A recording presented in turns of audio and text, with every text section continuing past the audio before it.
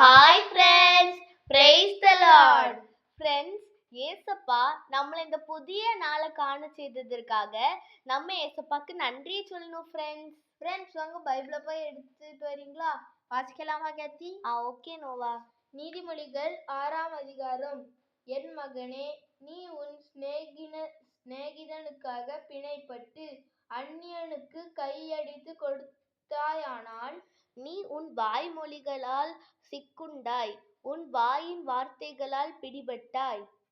இப்பொழுது என் மகனே, உன் சிநேகிதனுடைய கையில் நீ அகப்பட்டு கொண்டபடியால் நீ உன்னை தப்புவித்துக் கொள்ள ஒன்று செய். உன் கண்ணுக்கு நித்திரையையும் உன் கண்ணிமைக்கு தூக்கமும் வரவிடாமல் உன் சிநேகிதனிடத்தில் போய் உன்னை தாழ்த்தி அவனை வருந்தி கேட்டுக்கொள்.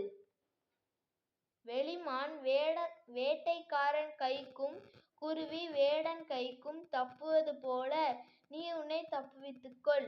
சோம்பேறியே, நீ எறும்பினிடத்தில் போய் அதன் வழிகளை பார்த்து ஞானத்தை கற்றுக்கொள். அதற்கு பிரபுவும் தலைவனும் அதிகாரியும் இல்லாதிருந்தும் கோடை காலத்தில் தனக்கு ஆகாரத்தை சம்பாதித்து அறுப்பு காலத்தில் தனக்கு தானியத்தை சேர்த்து வைக்கும். சோம்பேறியே, நீ எவ்வளவு நேரம் படுத்திருப்பாய்? எப்பொழுது உன் தூக்கத்தை விட்டு எழுந்திருப்பாய்? இன்னும் கொஞ்சம் தூங்கட்டும், இன்னும் கொஞ்சம் உறங்கட்டும், இன்னும் கொஞ்சம் கை முடங்கிக் கொண்டு நித்திரை செய்யட்டும் என்பாயோ? உன் தரித்திரம் வழிப்போக்கனைப் போலவும் உன் வறுமை ஆயுதமணியைப் போலவும் வரும். பேலியாளின் மனுஷனாகிய ஒரு துன்மார்க்கன் ஆகடியம் பேசித் திரிகிறான். அவன் தன் கண்களால் செய்கை காட்டி தன் கால்களால் பேசி தன் விரல்களால் போதனை செய்கிறான். அவன் இருதயத்திலே திரியாவரம் உண்டு, இடைவிடாமல் பொல்லாப்பை பிணைத்து வழக்குகளை உண்டு பண்ணுகிறான். ஆகையால் சடுதியில் அவனுக்கு ஆபத்து வரும், சகாயமின்றி சடுதியில் நாசமடைவான். 6 காரியங்களை கர்த்தர் வெறுக்கிறார், 7ம் அவருக்கு அருவருப்பானவைகள். அவை அவன மேட்டுமையான கண், பொய்நாவு, குற்றமற்றவர்களுடைய இரத்தம் சிந்தும் கை, துர்ஆலோசனையை பிணைக்கும் இருதயம், தீங்கு செய்வதற்கு விரைந்தோடுங்கால், அபத்தம் பேசும் பொய்சாட்சி, சகோதரர்களுக்குள்ளே விரோதத்தை உண்டு பண்ணுதல் ஆகிய இவைகளே. என் மகனே, உன் தகப்பன் கற்பனையை காத்துக்கொள், உன் தாயின் போதகத்தை தள்ளாதே. அவைகளை எப்பொழுதும் உன் இருதயத்திலே அணிந்து அவைகளை உன் கழுத்திலே கட்டிக்கொள். நீ நடக்கும்போது அது உனக்கு வழிகாட்டும், நீ படுக்கும்போது அது உன்னை காப்பாற்றும், நீ விழிக்கும்போது அது உன்னோடே சம்பாஷிக்கும். கட்டளையே விளக்கு, வேதமே வெளிச்சம், போதக சிட்சையே ஜீவவழி.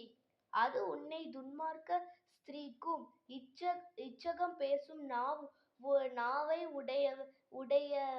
உடைய பரஸ்திரீக்கும் விலக்கி காக்கும். உன் இருதயத்திலே அவள் அழகை இச்சியாதே, அவள் தன் கண்ணிமைகளினால் உன்னை பிடிக்க விடாதே. வேசி நிமித்தம் ஒரு அப்பத் துணிக்கையையும் இறக்க வேண்டியதாகும். விபச்சாரியானவள் அருமையான உயிரை வேட்டையாடுகிறாள். தன் வஸ்திரம் வேகாமல் மடியிலே எவனாவது நெருப்பை வைத்துக் கொள்ள கூடுமோ? தன் கால் சுடாமல் எவனாவது தழலின் மேல் நடக்க கூடுமோ? பிறனுடைய மனைவியிடத்தில் பிரவேசிப்பவனும் அப்படியே அவளை தொடுகிற எவனும் ஆக்கினைக்கு தப்பான். திருடன் தன் பசியை ஆற்ற திருடினால் ஜனங்கள் அவனை இகழ மாட்டார்கள். அவன் கண்டுபிடிக்கப்பட்டால் 7 மடங்கு கொடுத்து தீர வேண்டும். தன் வீட்டிலுள்ள பொருள்களை எல்லாம் கொடுக்க வேண்டியதாகும். ஸ்திரீயுடனே விபச்சாரம் பண்ணுகிறவன் மதிகெட்டன், அப்படி செய்கிற மதிகெட்டவன் அப்படி செய்கிறவன் தன் ஆத்துமாவை கெடுத்து போடுகிறான். வாதையையும் இலச்சையையும் அடைவான், அவன் நிந்தை ஒழியாது. ஸ்திரீயை பற்றி எரிச்சல் புருஷனுக்கு மூர்க்கத்தை உண்டு பண்ணும், அவன் பழிவாங்கும் நாளில் தப்ப விடான். அவன் எந்த ஈட்டையும் பாரான், அநேகம் வெகுமதிகளை கொடுத்தாலும் அமர்ந்திருக்க மாட்டான். ஜெபிக்கலாமா ஃப்ரெண்ட்ஸ்? எங்களை நேசிக்கிற எங்களின் அன்பின் பரலோக பிதாவே, உம்மை நன்றியோடு துதிக்கிறேன் சோத்தரிக்கிறேன் ஆண்டவரே. இயேசு மகாராஜா, உம்மை நன்றியோடு துதிக்கிறேன் சோத்தரிக்கிறேன் ஆண்டவரே. பரிசுத்த ஆவியானவரே, உம்மை நன்றியோடு துதிக்கிறேன் சோத்தரிக்கிறேன் ஆண்டவரே. ஏசப்பா, இந்த நாள் முழுவதும் எங்களை கண்மணி போல பாதுகாத்து கொள்ளுங்க. இங்க எல்லாரையும் உம்முடைய கரத்தில் அர்ப்பணிக்கிறோம். நீங்களே பாதுகாத்து பொறுப்பெடுத்து வழி நடத்துங்க. இப்ப இயேசுவின் மூலம் ஜெபிக்கிறோம் அன்பு பிதாவே, ஆமேன். Bye friends. Thanks for